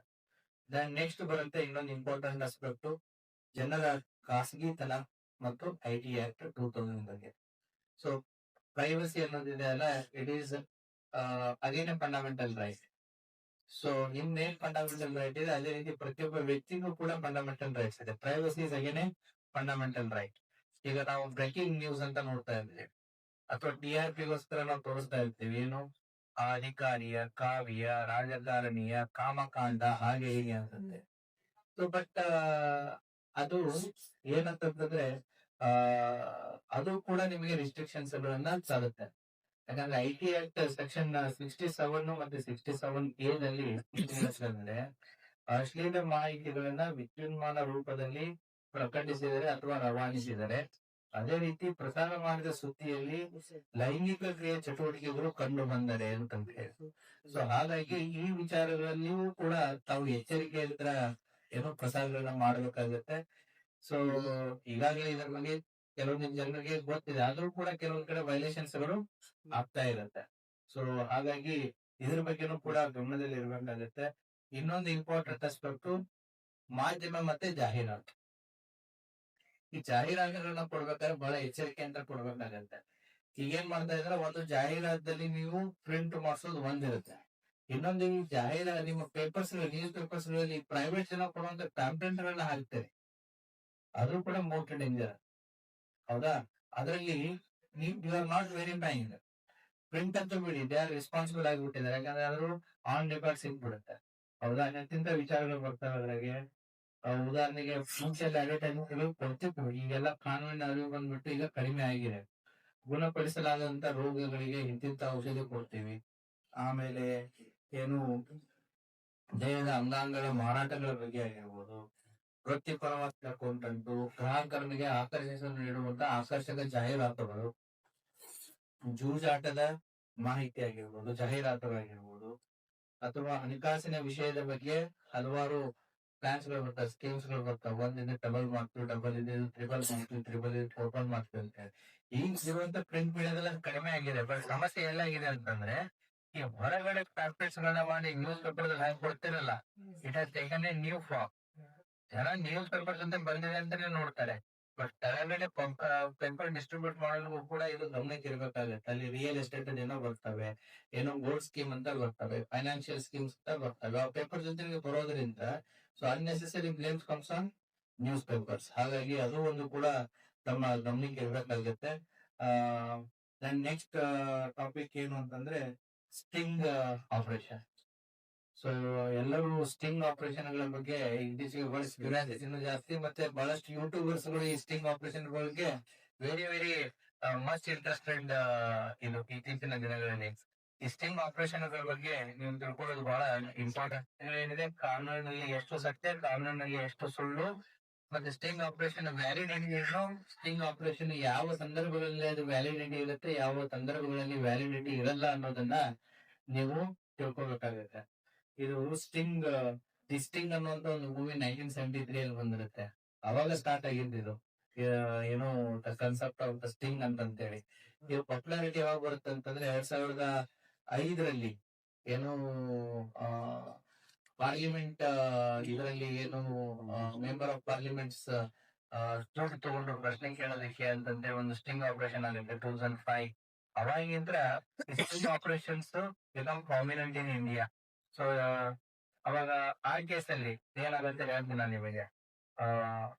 2005 ಅದೇನು ಸಂಸತ್ತಿನಲ್ಲಿ ಹಣ ಪಡೆದ ಪ್ರಶ್ನೆ ಕೇಳುವ ಬಗ್ಗೆ ದೆಹಲಿಯಲ್ಲಿ ಸುದ್ದಿವಾಹಿನಿಯೊಂದರಿಂದ ನಡೆದಂತಹ ಈ ಘಟನೆಗೆ ಸಂಬಂಧಪಟ್ಟಂತೆ ಪತ್ರಕರ್ತರ ವಿರುದ್ಧ ದಾಖಲಿಸಲಾದ ಪ್ರಕರಣದಲ್ಲಿ ಪತ್ರಕರ್ತರ ವಿರುದ್ಧ ಪ್ರಕರಣ ದಾಖಲಾಗುತ್ತೆ. ಅವಾಗ ದೆಹಲಿ ಉಚ್ಚ ನ್ಯಾಯಾಲಯ 2010 ಏನ್ ಹೇಳುತ್ತೆ ಅಂದ್ರೆ, ಸಮಾಜದಲ್ಲಿನ ಅಕ್ರಮ ಮತ್ತು ಭ್ರಷ್ಟಾಚಾರದ ಪರದೆಗಳನ್ನ ತೆರೆಯಲು ಈ ಕುಟುಂಬ ಕಾರ್ಯಾಚರಣೆಗಳು ಅಗತ್ಯವಾಗಿದ್ದು, ಈ ಚಟುವಟಿಕೆಗಳನ್ನ ಕೈಗೊಳ್ಳುವ ಪತ್ರಕರ್ತರ ಮೂಲಭೂತ ಕರ್ತವ್ಯ ಮತ್ತು ಅಭಿವ್ಯಕ್ತಿ ಸ್ವಾತಂತ್ರ್ಯದಲ್ಲಿ ಕೈಗೊಳ್ಳುವ ಅಧಿಕಾರವಿರುವುದರಿಂದ ಅವರ ಮೇಲೆ ಯಾವುದೇ ಕ್ರಿಮಿನಲ್ ಪ್ರಕರಣಗಳನ್ನ ದಾಖಲಿಸಲು ಬರುವುದಿಲ್ಲ ಎಂದು ತೀರ್ಪು ನೀಡುತ್ತೆ 2010.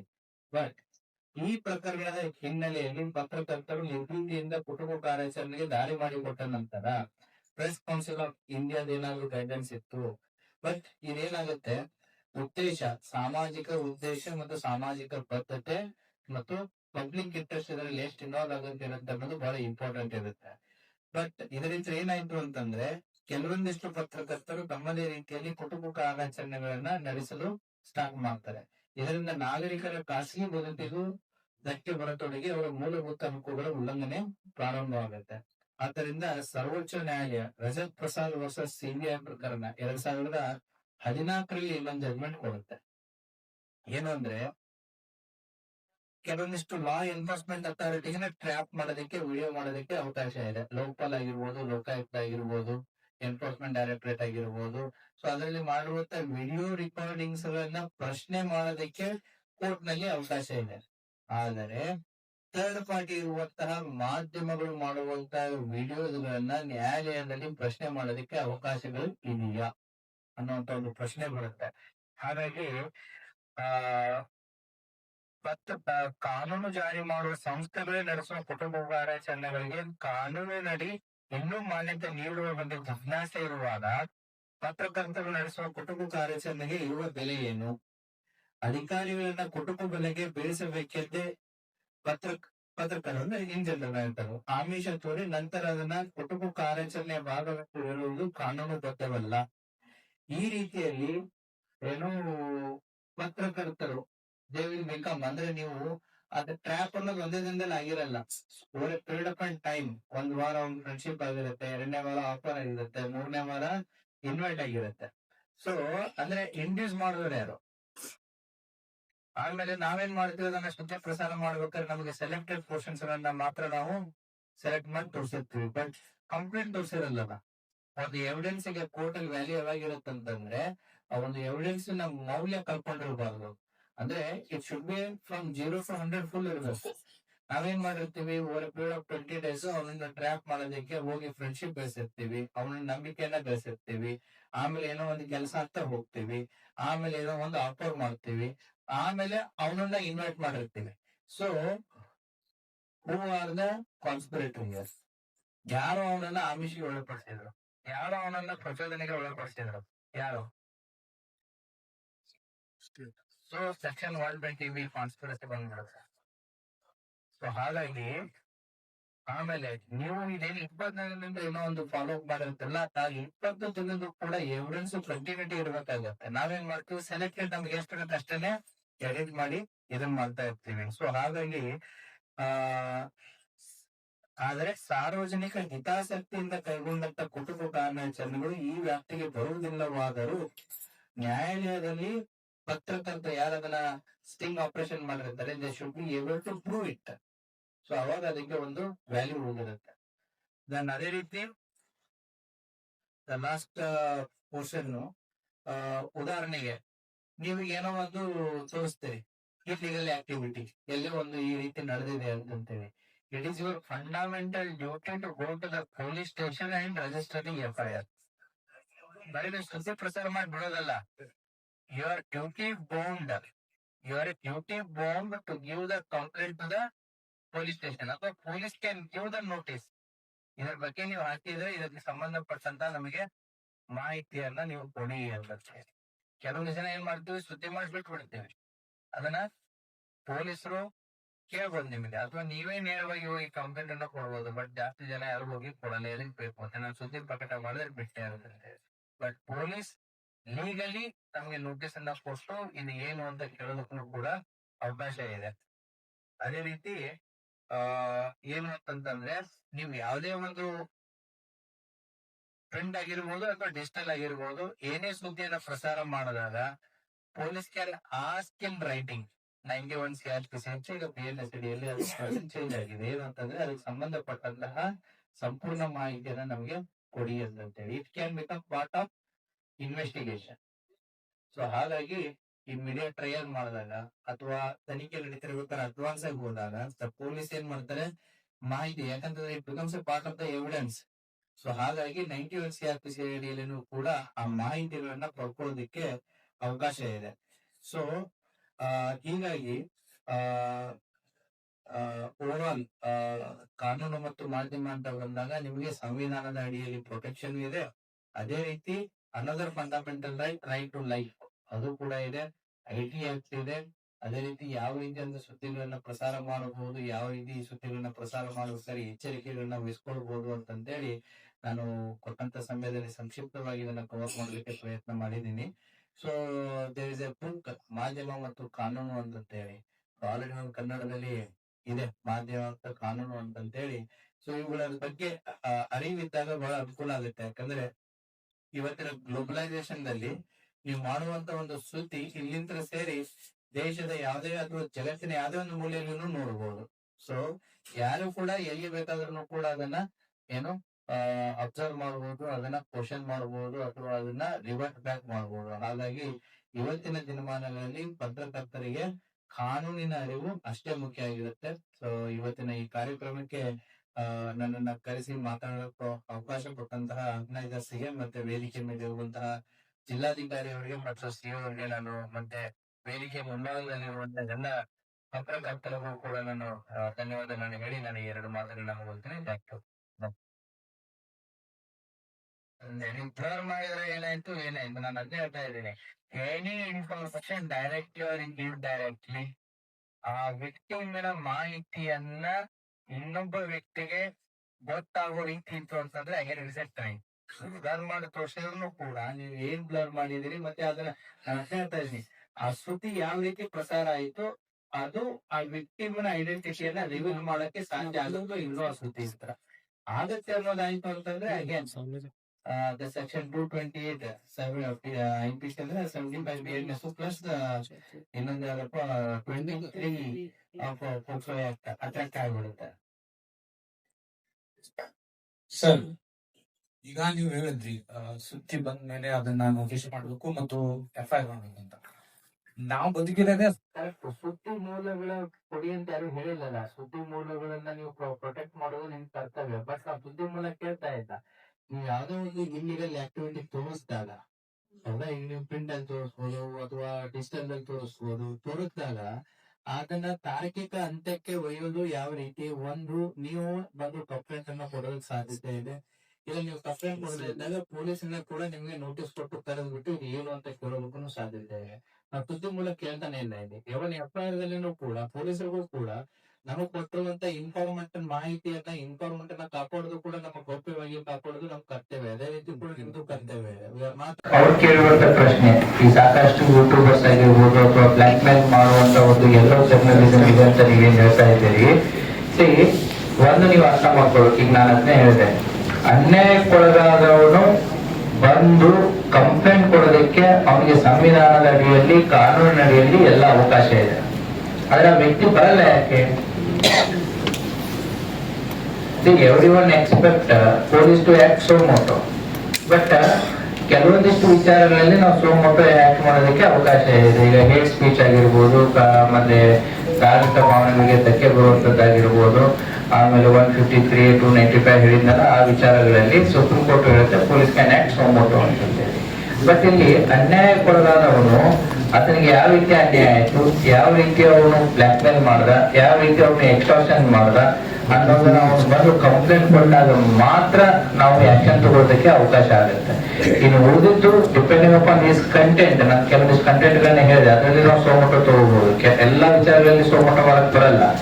ಈಗ ಯಾರೋ ಒಬ್ಬ ನಾವು ಸರ್ಕಾರಿ ಮೀಟಿಂಗ್ಸ್ ಗಳನ್ನು ಕೂಡ ನಮಗೆ ಜಿಲ್ಲಾಧಿಕಾರಿ ಅವರಿಗೆ ಕೆಲವೊಂದಿಷ್ಟು ಜನ ಹೇಳ್ತಾ ಇರ್ತಾರೆ, ಸರ್ ನಮ್ಮ ಹತ್ರ ಇಂಥ ಸಂಘಟನೆಯವರು ಬಂದ್ರು ಅಥವಾ ಇಂಥ ಯೂಟ್ಯೂಬರ್ ಬಂದ್ರು, ನಮಗೆ ಈ ರೀತಿ ಮಾಡಿದ್ರು ಆ ರೀತಿ ಮಾಡಿದ್ರು. ನಾವು ಒಂದೇ ಪ್ರಶ್ನೆ ಕೇಳಿದ್ರು, ನಾನು ನಿಮ್ಗೆ ಅದನ್ನೇ ಹೇಳಿದೆ, ಒಂದು ಅಪರಾಧ ಕೃತ್ಯವನ್ನ ತಾವು ತೋರಿಸಿದಿರ ಅಂತಂದ್ರೆ it is your fundamental duty to report to the police station. ಇಲ್ಲಪ್ಪ ಅಂತಂದ್ರೆ it is the duty of the police to get the details from you. Either of the way ನಿಮಗೂ ಕೂಡ ಫಂಡಮೆಂಟಲ್ ಡ್ಯೂಟಿ. ಅದೇ ರೀತಿ ಕೂಡ ಆ ವ್ಯಕ್ತಿ ಅನ್ಯಾಯ ಆದವನೊಂದು ಫಂಡಮೆಂಟಲ್ ಡ್ಯೂಟಿ ಇದೆಲ್ಲ. ವೈ ಇಸ್ ನಾಟ್ ರಿಪೋರ್ಟಿಂಗ್ ಮಾಡಿದ್ರೆ ಸೂಕ್ತವಾದಂತಹ ಸೆಕ್ಷನ್ಸ್ ಅಡಿಯಲ್ಲಿ ಅವ್ರ ಮೇಲೆ ಕ್ರಮ ತಗೋಬಹುದು. ಇತ್ತೀಚೆಗೆ ಬಾಗೇವಾಡಿಯಲ್ಲಿ ಇದೇ ರೀತಿ ಒಬ್ಬ ಡಾಕ್ಟರ್ಗೆ ಏನೋ ಎಕ್ಸ್ಟ್ರಾಕ್ಷನ್ ಮಾಡೋದಕ್ಕೆ ಹೋಗಿದ್ರು, ಪ್ರಕರಣ ದಾಖಲಾಯ್ತು, ಅವರಿಬ್ರು ಅರೆಸ್ಟ್ ಆದ್ರು. ಅದೇ ರೀತಿ ಇತ್ತೀಚೆಗೆ ಒಬ್ಬ ಔಷಧ ಏನೋ ಅಧಿಕಾರಿಯವರಿಗೆ ಒಬ್ಬ ಯೂಟ್ಯೂಬರ್ ಹೋಗಿ ಆಫೀಸಲ್ಲೇ ಹೋಗಿ ವಿಡಿಯೋ ರೆಕಾರ್ಡಿಂಗ್ ಮಾಡಿ ಅವರಿಗೆ ಕರ್ತವ್ಯಕ್ಕೆ ಅಡ್ಡಿಪಡಿಸಿ ಹೆದರಿಸಿ ಬೆದರಿಸಿ ಮಾಡುವಂತದ್ದು ಇತ್ತು. ಅದರಲ್ಲಿ ಕೂಡ ಪ್ರಕರಣ ದಾಖಲಾಗಿ ಜೈಲಿಗೆ ಹೋದ. ಸೊ ಈ ರೀತಿ ಅನ್ಯಾಯಕ್ಕೊಳಗಾದವನು ಮುಂದೆ ಬಂದ್ರೆ ಮಾತ್ರ ಇದಕ್ಕೆ ಕಡಿವಾಣ ಹಾಕೋದಕ್ಕೆ ಸಾಧ್ಯ ಆಗುತ್ತೆ. ಅನ್ಯಾಯಕ್ಕೊಳಗಾದವನು ಸುಮ್ಮನೆ ಎದ್ಬಿಟ್ಟು ಅವನ ಪರವಾಗಿ ಬೇರೆಯವ್ರ ಕ್ರಮ ತಗೋಬೇಕು ಅಂತಂದ್ರೆ ಇದನ್ನಿಲ್ಲ. ಆಮೇಲೆ ಇದಕ್ಕೆ ಕಡಿವಾಣ ಹಾಕೋದಕ್ಕೆ ಇನ್ನು ಕಾನೂನಿನಲ್ಲಿ ಒಂದು ಸೂಕ್ತ ಕಾಯ್ದೆ ಯಾವುದೇ ರೀತಿಯಾಗಿ ಬಂದಿಲ್ಲ. ಏನಾಗಿದೆ ಸರ್, ಎಲ್ಲರೂ ಒಂದು ಲೋಗೋ ಮಾಡ್ಕೋತಾರೆ, ಒಂದು ಯೂಟ್ಯೂಬ್ ಚಾನಲ್ ಓಪನ್ ಮಾಡ್ಕೊತಾರೆ. ಎಲ್ಲಿ ಬೇಕಾದಲ್ಲಿ ಲೋಗೋ ಹಿಡಿದ್ಬಿಟ್ರೆ ಎಲ್ಲಾ ಸಾರ್ವಜನಿಕರಿಗೆ ಇವರೇ ರಿಪೋರ್ಟರ್ ಅನ್ನೋದನ್ನ ಗೊತ್ತಾಗುತ್ತೆ. ಜಸ್ಟ್ ಲೋಗೋ ಹಿಡಿದು ಕ್ಯಾಮ್ರಾ ಹಿಡಿದ್ಬಿಟ್ರೆ ರಿಪೋರ್ಟರ್ ಅಂತ ತಿಳ್ಕೊಳ್ಳುವಂತ ಪರಿಸ್ಥಿತಿ ಸಾರ್ವಜನಿಕರಿಗೆ.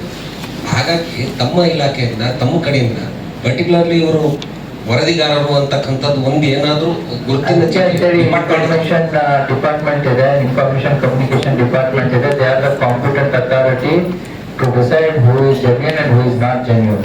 ಪೊಲೀಸ್ ಇಲಾಖೆಗೆ ಅಂತ ಬಂದಾಗ we will consider these facts. ನಾ ಈಗ ಮುಂಚೆ ನಿಮ್ಗೆ ಆನ್ಸರ್ ಕೊಟ್ಟೆ, ಆ ಆಧಾರದಲ್ಲಿ ನಾವು ಕೆಲಸ ಮಾಡಬಹುದು. Genuinity whether they are genuine or not ಅನ್ನು ಡಿಸೈಡ್ ಮಾಡುವಂತ ಪ್ರಾಧಿಕಾರ ಅಲ್ಲಿದ್ದಾರೆ. They will take the decision.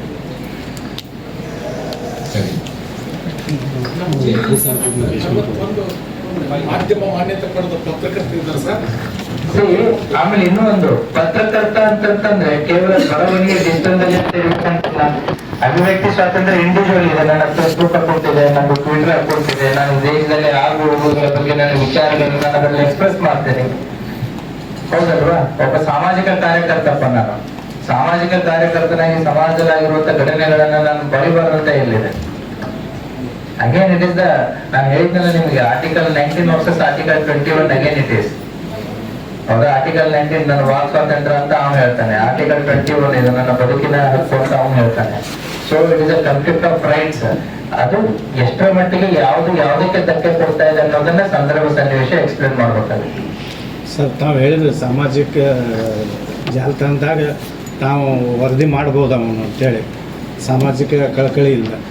ಸಾಮಾಜಿಕ ಕಳಕಳಿ ಬಿಟ್ಟು ಆ ಅಧಿಕಾರಿ ಕಿರುಕುಳ ಕೊಡುವಂತ ಹೆಚ್ಚು ಜನ ಅಧಿಕಾರಿಗೆ ಏನ್ ಸಮಸ್ಯೆ ಆಗಿದೆ ಬಂದು ಕಂಪ್ಲೇಂಟ್ ಕೊಡೋದಕ್ಕೆ? ಇಲ್ಲಿ ಪೊಲೀಸ್ ಸ್ಟೇಷನ್ ಅಡ್ಡಾಡೋ ಮರೆ ಅಂತ ಹೇಳಿ ನೀವು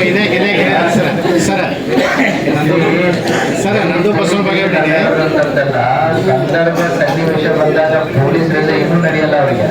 ಸರ್, ನಂದು ಬಸವನ ಬಗೆಹಡಿನೇ ಈಗ ಅದು ಹೂವಿನಿಪ್ರಿಗೆ ದಿನಾಗ ಹೇಳಿದೆ ಪ್ರಕಾರ. ಅದು ಮೊದಲು 1-2 ಸಲ ಅವರು ಇರ್ಲಿ ಹೋಲಿ ಅಂತ ಬಿಟ್ಟಾರ, ಮಿಕ್ಕೇ ಲಾಸ್ಟಿಗೆ ಬಂದಾರ ಅವ್ರು. ನೋಡಿ, ನಾನು ಅದೇ ಹೇಳ್ತಾ ಇರೋದು, ಈ ರೀತಿ ಒಂದು ತಾಲೂಕಲ್ಲಿ 4-5 ಘಟನೆ ಆದ್ರೆ ಎಲ್ಲರೂ ತಾವೇ ಅಂಗಡಿ ಕ್ಲೋಸ್ ಮಾಡ್ಕೊಂಡಿರ್ತಾರೆ. So people should come to give the complaint. ಜನ ಮುಂದೆ ಬರಬೇಕು ಕಂಪ್ಲೇಂಟ್ಸ್ ಕೊಡೋದಕ್ಕೆ. ಅವಾಗ ಇದು ತಾನೇ ಹೌದಪ್ಪ ಇದಕ್ಕೆ ಅವಕಾಶ ಇದೆ. ಇದೇನಾಗಿದೆ, ಒಂದ್ ಸೈಡ್ ಹೋಗಿದೆ, 99 ವರ್ಸಸ್ 1 ಇದೆ. 99 ಈ ರೀತಿ ಮಾಡಬಹುದಂತೆ, 1 ಮಾತ್ರ ಹೀಗಿದೆ. ಅದೇ ಒಂದು 50-50 ಆಗ್ಲಿ, ಉಳಿದಂತ 50 ಕ್ಲೋಸ್ ಆಗ್ಬಿಡ್ತಾರೆ. ಸೊ ಜನ ಮುಂದೆ ಬರ್ಬೇಕು, ಅನ್ಯಾಯ ಕೊಡುವಾಗ ಮುಂದೆ ಬರ್ಬೇಕು, ಇಲ್ಲ ಅಂದ್ರೆ ಗಮನಕ್ಕೆ ಬರೆದ್ರೆ ಏನು ಮಾಡಕ್ಕಾಗಲ್ಲ. ಎಷ್ಟೋ ಸಲ ಏನಾಗಿದೆ ಸರ್, ನಾವು ಯಾವುದೋ ಅಧಿಕಾರಿಗೆ ಇನ್ಫಾರ್ಮೇಶನ್ ಕೇಳಕ್ ಹೋಗಿರ್ತೀವಿ, ಅವರು ಒಳಗಡೆನೆ ಬಿಟ್ಕೊಳ್ಳಲ್ಲ ಪತ್ರಕರ್ತರು. ಅಂದ್ರೆ ಅದು ಒಂದ್ ಕಡೆ ಆದ್ರೆ ನಾವು ಈ ತರ ವಿಸಿಟಿಂಗ್ ಕಾರ್ಡ್ ಕೊಟ್ಟು ಅವ್ರಿಗೆ ಹೇಳಿದ ತಕ್ಷಣ ಅವ್ರ ಪಿನ್ ಕೈಯಲ್ಲಿ 500 ರೂಪಾಯಿ ಕೊಟ್ಟು ಕಳಿಸಿದ ಉದಾಹರಣೆಗಳು ಸಿಕ್ಕಾಪಟ್ಟಿದೆ. ಅಂದ್ರೆ ಆ ಪರಿಸ್ಥಿತಿಗೆ ಬಂದಿರ್ಬೇಕಾದ್ರೆ ಎಲ್ಲ ಅಧಿಕಾರಿಗಳಿಗೆ ನಾನು ಮೊನ್ನೆ ನಮ್ಮ ಅಧಿಕಾರಿಗಳ ಕಡೆಯಿಂದನೂ ನಾನು ವಿನಂತಿ ಮಾಡ್ಕೋತೀನಿ. ಏನಂದ್ರೆ ಜನುನ್ ಪತ್ರಕರ್ತರ ಒಂದು ಲಿಸ್ಟ್ ಎಲ್ಲ ಇಲಾಖೆಗಳಿಗೆ ಮತ್ತು ಪೊಲೀಸ್ ಡಿಪಾರ್ಟ್ಮೆಂಟ್ಗೆ ಇಂಥವ್ರು ಇದ್ದಾರೆ ಅನ್ನೋದನ್ನ ಸ್ಪಷ್ಟೀಕರಣ ಕೊಡೋದು ಒಳ್ಳೇದಂತ ನನ್ನ ಅನಿಸಿಕೆ. ವಾರ್ತಾ ಇಲಾಖೆ ನಮ್ಗೆ ಅಧಿಕಾರನೇ ಇಲ್ಲ ಮಾಡೋದಕ್ಕೆ. ಬೀದರ್ದಲ್ಲಿ ಮಾಡಿದ್ರೆ ಅದು ತಪ್ಪು ಅಂತ ಹೇಳ್ತಾ ಇದ್ದೀನಿ. ಬೀದರ್ದಲ್ಲಿ ಮಾಡಿದ್ರೆ ಅಂದ್ರೆ ಅದು ತಪ್ಪು.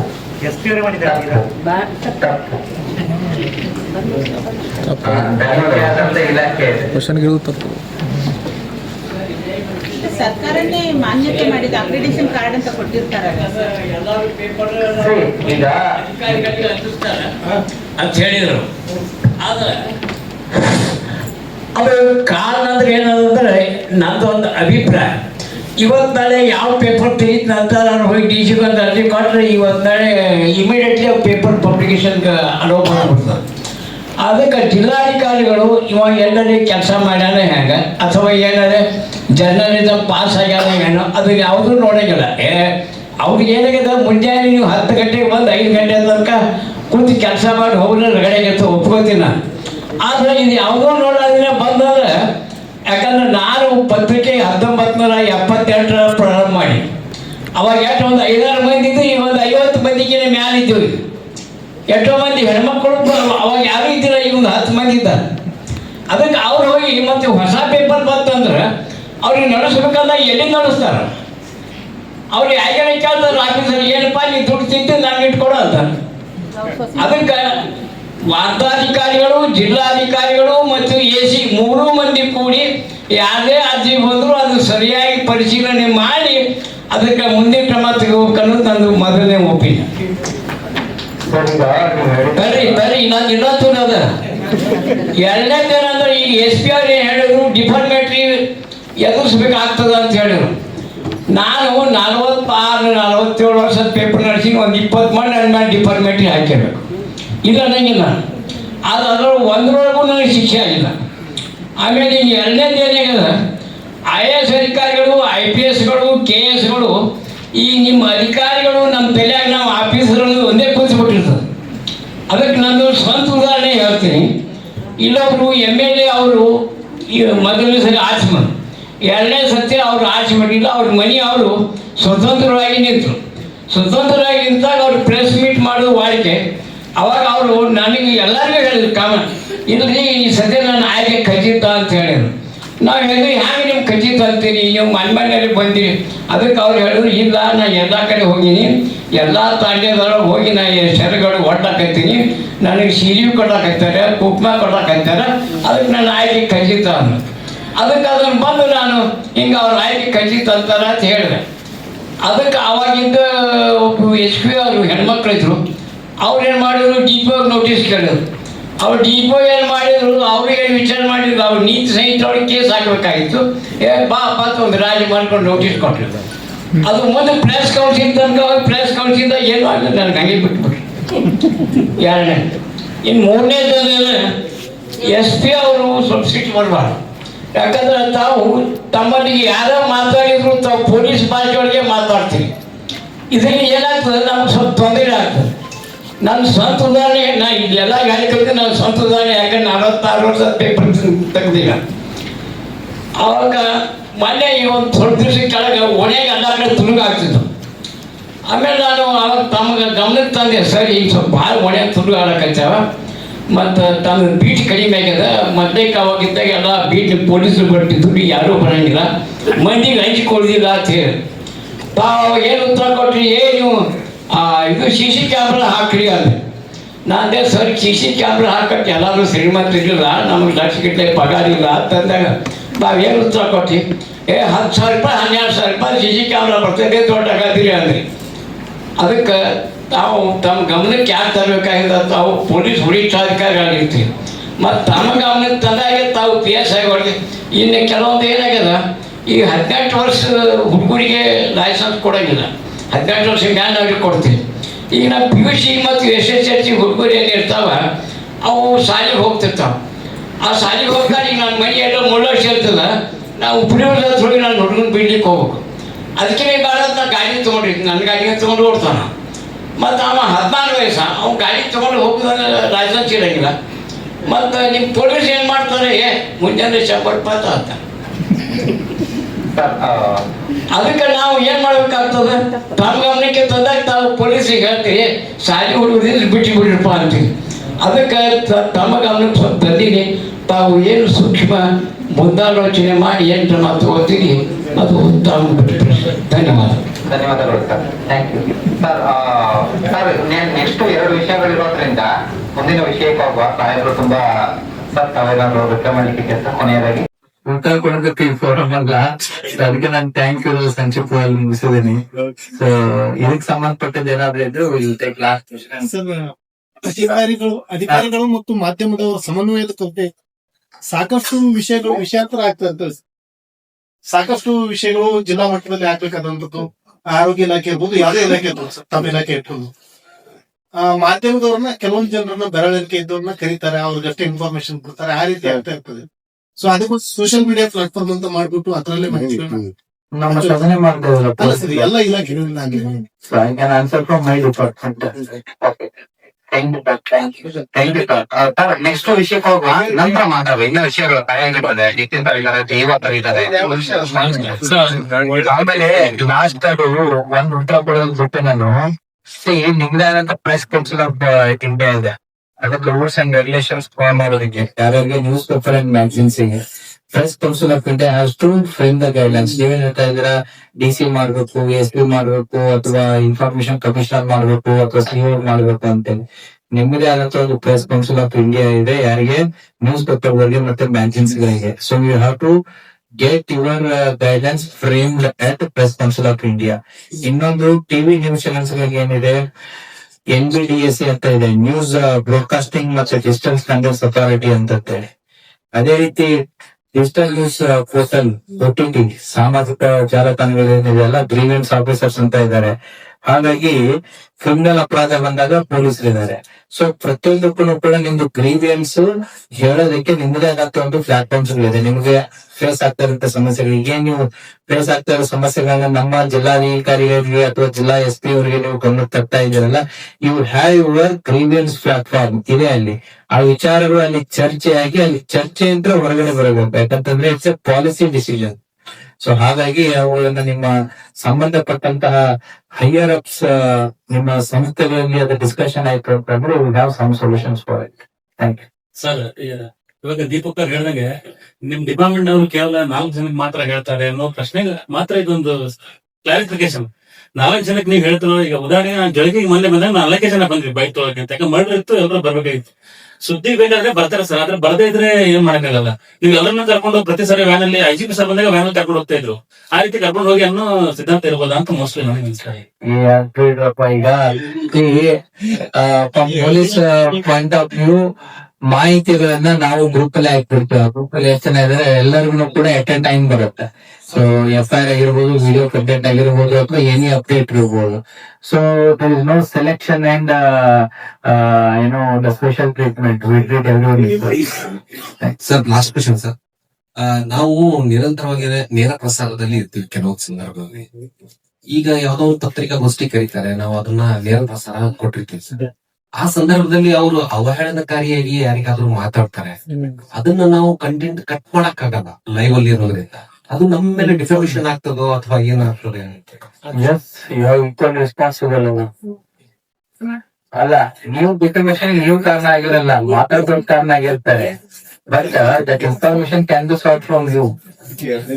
ಅಲ್ಲ, ನಮ್ಗದು ಗೊತ್ತಿರಲ್ಲ ಸರ್. ಅವರು ಆ ರೀತಿ ಮಾತಾಡಿ ಯಾರು ಲೈವ್ ಅಲ್ಲಿ ಇದ್ದಾಗ ಅವ್ರು ಏನ್ ಮಾತಾಡ್ತಾರೆ ಅನ್ನೋದು ನಮಗ್ ಗೊತ್ತಿರಲಿಲ್ಲ ಬಿಫೋರ್. ಸುದ್ದಿ ಅದನ್ನೇ ಹೇಳದ್ ನಾನು. ಒಬ್ಬ ವ್ಯಕ್ತಿ ಮಾತಾಡಿದಾನೆ, ಇನ್ನೊಬ್ಬ ವ್ಯಕ್ತಿ ಇಲ್ಲಿ ನೋಡಿದಾನೆ, ತೋರಿಸ್ತಾರೆ ಯಾರು ಮಾತಾಡಿದವ್ರಿಗೆ ಮತ್ತೆ ಮಾತಾಡ್ಸ್ಕೊಂಡವ್ರಿಗೆ ಮಧ್ಯದಲ್ಲಿ ಲಿಂಕ್ ಮಾಡಿದಾರೆ ಯಾರು, ಅವ್ರನ್ನ ಕೇಳಬೇಕಲ್ವಾ ನಾವು. Become a part of evidence. Okay, thank you sir. Thank you.